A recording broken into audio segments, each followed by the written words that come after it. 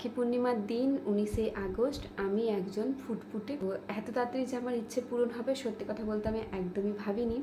তো আমি সত্যি কথা বলতে সিজারের সময় বলতে পারো মনের প্রচুর আমার জোর ছিল। নমস্কার বন্ধুরা, গুড আফটারনুন। আমার আরও একটা নতুন ব্লগে তোমাদের সকলকে জানাই অনেক অনেক স্বাগত। তো তোমরা সবাই কেমন আছো? আশা করি সবাই খুব ভালো আছো, আর আমরাও বেশ ভালো আছি। তো আজকে চলে এলাম আরেকটা নতুন ভিডিও নিয়ে। আর এই ভিডিওটা হচ্ছে তোমাদের মোস্ট রিকোয়েস্টেড ভিডিও। সেটা হচ্ছে দিদিভাই তোমার যে ডেলিভারি হয়ে গেছে, তো তোমার ছেলে হয়েছে না মেয়ে হয়েছে, তুমি তো এখনও পর্যন্ত আমাদেরকে জানাওনি। তো খুব তাড়াতাড়ির মধ্যে যেন ভিডিওটা পাই। তো সত্যি কথা বলতে আমি একদমই সময় পাচ্ছিলাম না ভিডিও বানানোর জন্য, যেহেতু বুঝতেই পারছো এখন আমার কাছে সবথেকে বড় একটা দায়িত্ব আছে আমার বাবুর খেয়াল রাখা। তো ওকে নিয়ে সারাদিন ব্যস্ত হয়ে পড়ি, তাই আর কি ভিডিও বানানোর যেটুকু সময় সেটাও কিন্তু এখন পাচ্ছি না। তো বাবুকে এখন ঘুম পাড়িয়ে তারপরে আমি ভিডিওটা ক্যাপচার করছি। তো চলো আজকের ভিডিও সম্পর্কে আলোচনা করা যাক। অনেকেই উত্তেজিত হয়ে পড়েছো যে দিদিভাই তোমার ছেলে হয়েছে না মেয়ে হয়েছে। তো তোমরা অনেকেই জানো যে 19শে আগস্ট আমার ডেলিভারি কিন্তু হয়ে গেছে। আর আমার লাস্ট পিরিয়ড অনুযায়ী ডেলিভারি ডেট ছিল 31শে আগস্ট। তবে লাস্ট ইউএসজি রিপোর্ট অনুযায়ী ডাক্তার আমাকে ডেট দিয়েছিল 19শে আগস্ট, রাখি পূর্ণিমার দিন। সেদিনটি ছিল রাখি পূর্ণিমা। তো রাখি পূর্ণিমার দিন 19শে আগস্ট আমি একজন ফুটফুটে কন্যা সন্তানের জন্ম দিই। তো আমি প্রথম দিন থেকে, যেদিন থেকে ভিডিও করছি সেদিন থেকে বলে আসছি যে আমার খুব ইচ্ছা আছে ভগবান যেন আমাকে একজন কন্যা সন্তান দেয়। তো এত তাড়াতাড়ি যে আমার ইচ্ছে পূরণ হবে সত্যি কথা বলতে আমি একদমই ভাবিনি। তো যাই হোক, আমার ইচ্ছে পূরণ হয়েছে। শুধু আমার ইচ্ছে না, বাড়ির সবারই ইচ্ছে পূরণ হয়েছে।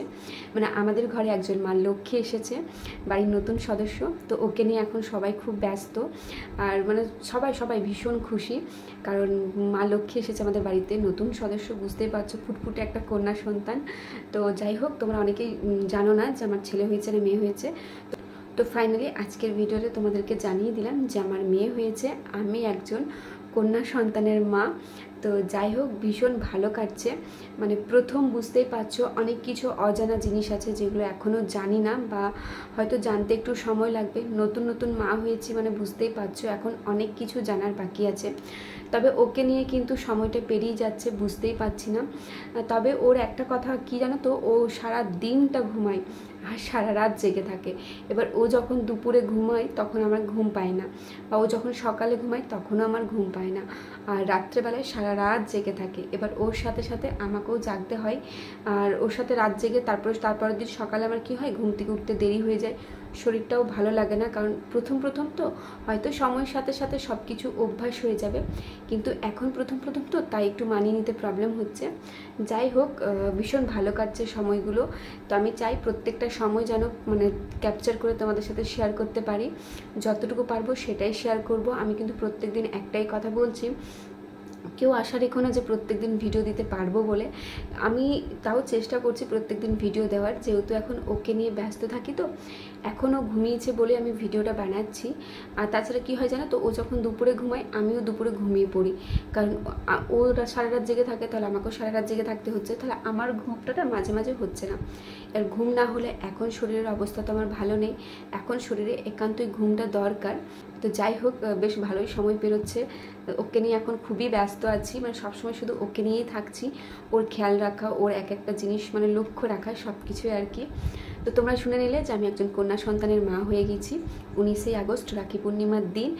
আমার ইচ্ছে যে এত তাড়াতাড়ি পূরণ হবে সত্যি একটা ধারণার বাইরে ছিল। অনেকেই বলছো দিদিভাই তুমি বলেছিলে হসপিটালে গিয়ে ভিডিও দেবে, তাহলে তুমি ভিডিও কেন দাওনি? আসলে আমার যে হসপিটালে সিজার হয়েছে সেই হসপিটালে ফোন আচ্ছা আসলে আমার যে হসপিটালে সিজার হয়েছে সেখানে প্রথমে বলা হয়েছিল প্রথম দিনটা ফোন অ্যালাউ করবে না, তারপরে সেকেন্ড দিন থেকে ফোনটা অ্যালাউ করবে। তো প্রথম দিন তো ফোন অ্যালাউ ছিল না। সেকেন্ড দিন যখন ফোনটা তোমাদের দাদাভাইয়ের কাছে নিই সেদিনও কিন্তু বলে দিয়েছিল যে না, একদমই ফোন অ্যালাউ চলবে না। কারণ ওখানে আমাদের যখন সিজার হয় তার ঠিক 2 সপ্তাহ কি 3 সপ্তাহ আগে সিজার হয়েছিল কোনো একটা মেয়ের। তো সে ফোন রেখেছিল তার কাছে। তো ফোন রাখা বাড়িতে সে সবসময় ফোন করছিল। আর সিজারের পেশেন্টকে বলে যত কম কথা বলবে তত ভালো। তো সে যেহেতু সবসময় বাড়িতে কথা বলছিল, তো তার বমি হচ্ছিল। আর সিজারের সময় বা সিজারের পরে যদি বমি হয় জিনিসটা কিন্তু খুবই খারাপ। কারণ সিজারের পর তুমি জোরে হ্যাচ্চ করতে বা কাশি যে হয়, কাশতেও পারবে না। কথাটুকু তো বাদে কাশতে বলো, জোরে হ্যাচ্চ বলো, এগুলো কিচ্ছুই করা যায় না। তো তো সেখানে বমি করেছিল বলে তার স্টেজটা ফেটে গিয়েছিল, যার কারণে খুবই বড় প্রবলেমে পড়তে হয়েছিল। হসপিটালে যে ডাক্তার বা নার্সরা ছিল তো তখন থেকে বলে দিয়েছে যে না, বাড়ি থেকে ফোন অ্যালাউ নেই, যদি তোমাকে বাড়িতে ফোন করতে হয় তাহলে মাসিদের ফোনে ফোন করো। তো আমি কিন্তু অনেক রিকোয়েস্ট করেছিলাম যে আমাকে ফোনটা রাখতে দিন, আমি বাড়ির সাথে ফোনে কথা বলবো না, আমি মানে ফোনও ঘাটবো না বেশি, মানে ফোন ঘাটবোই না বলতে পারো, শুধু ভিডিও করব, যেহেতু আমি মানে ইউটিউবে ভিডিও করি, তো আমি শুধু আমার মানে দিনগুলোকে ক্যাপচার করব। তো যাই হোক, ওনারা কিন্তু পারমিশন দেননি, বলছে না ফোন রাখা একদমই চলবে না। তো যার কারণে আমি কিন্তু হসপিটালের কোনো ভিডিও তোমাদের সাথে শেয়ার করতে পারিনি। আমি কিন্তু তোমাদেরকে বলেছিলাম আমার খুবই ইচ্ছে ছিল হসপিটালে প্রথম দিন থেকে মানে যতদিনে থাকি সেই ভিডিওগুলো তোমাদের সামনে মানে তুলে ধরবো বা ক্যাপচার করব। আমারও ইচ্ছে ছিল আমি হসপিটালে কেমন করে আছি, কেমন করে দিনগুলোকে বের করছি, কী করছি না করছি, সারাদিনটা সব কিছু ভিডিওতে ক্যাপচার করে তোমাদের সাথে শেয়ার করব। কিন্তু সেটার হয়ে ওঠেনি, মানে খুব খারাপ লাগছে বলতে পারো। এক তো তোমাদেরকে কথা দিয়েছিলাম, কথা দিয়ে কথা রাখতে পারিনি, আর দ্বিতীয়ত হচ্ছে আমি আমার মানে স্মরণীয় দিনগুলোকে স্মৃতি হিসেবে রাখতে পারলাম না। তো যাই হোক, কিছু করার নেই। তো হসপিটালে কেমন কি কেটেছে না কেটেছে অবশ্যই ভিডিওর মাধ্যমে একের পর এক তোমাদের সাথে শেয়ার করব। এখন সব কথা একসাথে শেয়ার করা সম্ভব নয়, কারণ ও এখন ঘুমোচ্ছে, এবার ও যদি উঠে যায় তাহলে আমার ঘুমটা আর হবে না, আমিও একটু ঘুম না হলে একটু শুয়ে পড়বো। সারাদিন বসে থাকতে পারছি না, কারণ তোমরা তো জানোই সিজারের আগে মানে অ্যানাস্থেসিয়ার যে ইঞ্জেকশনটা পিঠের মধ্যে দেয়, মেরুদণ্ডের মধ্যে, তো সেটা না প্রচণ্ড ব্যথা করে যদি একটানা এইভাবে বসে থাকি। আর এখন এই সদ্যজাত আমার 9 দিন সিজার হওয়া হয়েছে, তো যার কারণে এখন তো খুবই রেস্টের প্রয়োজন, মানে মিনিমাম 3টি মাস রেস্টের মানে খুবই প্রয়োজন। তো যার কারণে চেষ্টা করছি নিজের মতো করে ভালো থাকার। এখন তো কোনো কাজবাজ কিচ্ছু নেই, চুপটি করে সারাদিন শুধু বসে থাকা, যেটা ভিডিওর মাধ্যমে তোমাদের সাথে আমি শেয়ার করছি। আর আমি কিন্তু সেগুলোই শেয়ার করব যেগুলো আমি বাড়িতে করছি বা যেমনটিভাবে আছি। কেউ এর বেশি কিছু আশা করো না, কারণ আমি তো এখন কিছু কাজবাজ করতে পারবো না, আর এখন কাজবাজ করাটাও উচিত না। তাছাড়া আমি বাড়িতে সারাদিন যেমনটি আছি সেভাবে তোমাদের সাথে শেয়ার করব। তারপর তোমরা অনেকেই বলছো দিদিভাই তাড়াতাড়ি ওটি এক্সপিরিয়েন্স শেয়ার করো, ওটি এক্সপিরিয়েন্সও খুব তাড়াতাড়ি তোমাদের সাথে শেয়ার করব।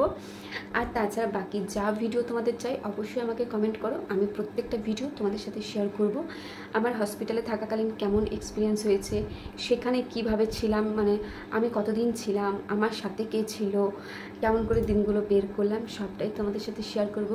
হসপিটালে গিয়ে কেমন টেক কেয়ার পেয়েছি, ওখানকার সব কিছু ঠিকঠাক ছিল কিনা, ডাক্তার নার্স সব মিলে একের পর এক ভিডিওতে আসবে। তবে তোমাদেরকে একটু অপেক্ষা করতে হবে, কারণ বুঝতেই পারছো এখন আমি সবেমাত্র সদ্য মা হয়েছি, আর সব থেকে বড় ব্যাপার আমার কাছে আছে বড় একজন দায়িত্ব, ওর খেয়াল রাখা। তো সব মিলে আর কি পেরিয়ে যাচ্ছে। তো তোমাদেরকে একটাই কথা বলবো, আমাকে শুধু একটু সময় দিও, আমি সময় মতো কিন্তু সব ভিডিওই আপলোড করব। আরেকটা কথা, এই সারাদিন ঘুম হচ্ছে না বলে না প্রচণ্ড মাথা যন্ত্রণা করে, এই চোখের এই গড়াগুলো প্রচণ্ড যন্ত্রণা করে, কারণ এগুলো আস্তে আস্তে হয়তো সব কিছু সহ্য হয়ে যাবে, কিন্তু এখন যেহেতু প্রথম তো তাই হয়তো সহ্য হতে একটু সময় লাগছে। তো যাই হোক, কিছু তো করার নেই, সব কিছু সময়ের সাথে সাথে সহ্য করে নিতে হয়। আর তোমাদেরকে আমি একটাই কথা বলবো, যারা এখন আর কি মা হতে চলেছো, মানে যাদের আর কি 5 মাস 6 মাস 7 মাস 8 মাস বা ডেলিভারি আসতে হয়তো অনেকটাই দেরি আছে, তাদেরকে আমি একটাই কথা বলবো, তোমরা খুব সাবধানে থেকো, ভালোভাবে থেকো, আর ভয় কিন্তু একদমই পেও না। দেখো আমি সত্যি কথা বলতে সিজারের সময় বলতে পারো মনের মানে প্রচুর আমার জোর ছিল, সেগুলো একের পর এক ভিডিওতে তোমাদের সাথে শেয়ার করব। ওটি এক্সপিরিয়েন্স তো খুব তাড়াতাড়ি তোমাদের সাথে শেয়ার করব। আর তাছাড়া সিজারের সময় না এবার ভয় তো সবারই লাগে, কারণ একটা অপারেশন। আর তাছাড়া আমি বলতে পারো আমার এই সিজারের সময় প্রথম হসপিটালে গিয়ে থাকলাম, এর আগে আমি কোনোদিন হসপিটালও যাইনি, আর হসপিটাল যে ভেতরটা কেমন হয় সেটাও কোনোদিনও দেখিনি, এই প্রথম দেখলাম আর কি যখন নিজের অপারেশন হলো। তো সব মিলে বলতে পারো একটা স্মরণীয় দিন বা ঘটনাও আমার জীবনে, আর তাছাড়া মনে রাখার মতন একটা বিষয়। তো যাই হোক, সব কিছু ভালোভাবে পেরিয়ে গেছে। আর আমার চোখ দেখলে আশা করি বুঝতে পারবে, আমি চোখ তাকাতে পারছি না, এত পরিমাপে ঘুম পাচ্ছে, কারণ সারা দিন ঘুম হয় না। আর এই দুপুরে মাত্র 1 ঘন্টা কি 2 ঘন্টার মতো ঘুমাই, কারণ ও উঠে যায়, তারপর ওকে টাইমে টাইমে খাবার দিতে হয়, তো যার কারণে ঘুম আমার একদমই হয় না বলতে পারো। মানে আগে আমি একটাই কথা বলছি, প্রেগনেন্সির আগে আর প্রেগনেন্সির পরে ঠিক কতটা পরিবর্তন একটা মেয়ের মধ্যে আসে। আগে ঘুম থেকে উঠতাম 8টার সময়, এখনও যদি ঘুম থেকে সকালে উঠতে দেরি হয়, কারণ বাবু তো রাত্রে সারা রাত জেগে থাকে, ও ঠিক ভোর 6টা হয় আর ও ঘুমিয়ে পড়ে, তো ও ঘুমিয়ে পড়ে তার সাথে সাথে আমিও ভোর একটু ঘুমিয়ে পড়ি, আর ঘুম থেকে উঠি 9টার দিকে। এখন যেহেতু কোনো কাজবাজ নেই তাই ঘুম থেকে উঠতে অনেকটাই দেরি হয়। ও এখন থেকে হাই উঠছে এবার, যাই হোক ঘুম থেকে উঠতে আমার অনেকটাই দেরি হয়। আর তারপরে ও ঘুমিয়ে পড়ে, মানে 9:30 10টা এরকম টাইম, বা 11টা 12টা পর্যন্ত ঘুমোই। আমার তো ওই 12টা পর্যন্ত ঘুমটা হয় না, তো যার কারণে শরীর প্রচণ্ড কিন্তু খারাপ হয়ে যাচ্ছে। তো চেষ্টা করছি শরীরটাকে ভালো রাখার, কারণ এই সময়টাতে শরীরটাকে ভালো রাখতে হবে। আর এখন ভালো থাকলে তুমি ভবিষ্যতে ভালো থাকবে। এখন যদি নিজের যত্ন নাও তাহলে কিন্তু ভবিষ্যতে আর এই কষ্টগুলো হয় না। তাছাড়া বলে নাকি সিজারের, আমি যতটুকু শুনে এসেছি সেটাই বলছি, কারণ এটা তো আমার প্রথম, তাই আর কি খুব একটা তো আমার কিছু জানা নেই। তবে শুনে এসেছে সিজারে নাকি প্রচণ্ড ব্যথা করে, পিঠে যে অ্যানাস্থেসিয়া ইঞ্জেকশনটা দেয় সেটা নাকি প্রচণ্ড ব্যথা করে শীতকালের সময়টাতে। এখন যদিও খুব একটা ব্যথা করেনি, মানে এখন ব্যথাটা করেনি, কিন্তু কী জানো তো, অনেকক্ষণ যদি বসে থাকে তাহলে ব্যথাটা করছে, তাছাড়া কিন্তু ব্যথাটা করে না খুব একটা। তো অনেক নিয়ম আছে, যে নিয়মের মধ্যে এখন থাকতে হবে। তো যাদের সিজার হয়ে গেছে তাদেরকে বলবো, তোমাদের যদি কিছু জানা থাকে তো অবশ্যই তোমরা তোমাদের মতামত শেয়ার করো। আর যারা নতুন মা হয়েছে তাদেরকে আমি একটাই কথা বলবো, খুবই সাবধানে থেকো। কারণ এই সময় বললামই তো, প্রথমেই বলেছি আমি, নিজের খেয়াল নিজেকেই রাখতে হবে। তো খুবই সাবধানে থেকো, ভালোভাবে থেকো, ভয় একদমই পেও না। আরেকটা কথা যেটা আমি বলবো সেটা হচ্ছে, এখন তোমাদের যা যা খেতে ইচ্ছে করছে সব কিছু তোমরা খেয়ে নাও, কারণ সিজারের পর কিন্তু আর কিচ্ছু খেতে পারবে না। আমার ভিডিও আশা করি যারা দেখছো তারা বুঝতে পারবে সিজারের পর এখন আমার কী খাবার চলছে, কী খাবার খাচ্ছি। তো সেখানে তোমাদেরকে বলবো তোমরা তাড়াতাড়ি তো সেখানে তোমাদেরকে বলবো তোমাদের যেটা খেতে ইচ্ছে করছে তোমরা কিন্তু সেটাই খেয়ে নিও, এটুকুই বলার আছে। তো চলো আজকে আর বেশি বকবক করবো না, তোমাদেরকে তো জানিয়ে দিলাম যে আমার কন্যা সন্তান হয়েছে, আমি একজন কন্যা সন্তানের মা হয়ে গেছি। তো এইটুকুই তোমাদের কাছে বলার। তো এরপর একের পর এক ভিডিও আসবে, একটু শুধু আমাকে সময় দিও, বারবার প্রথম দিন থেকে তোমাদেরকে আমি বলে আসছি, আমাকে শুধু একটু সময় দিও তাহলেই হবে। তারপর একের পর এক সব ভিডিও তোমাদের সাথে শেয়ার করব। তো চলো বেশি আর বকবক করবো না, কারণ আমার প্রচণ্ড ঘুম পেয়েছে। আর এই সময় যদি একটু না ঘুমাই, কারণ ও এখন ঘুমোচ্ছে, ও ঘুমোলেই আমি ঘুমোতে পাবো।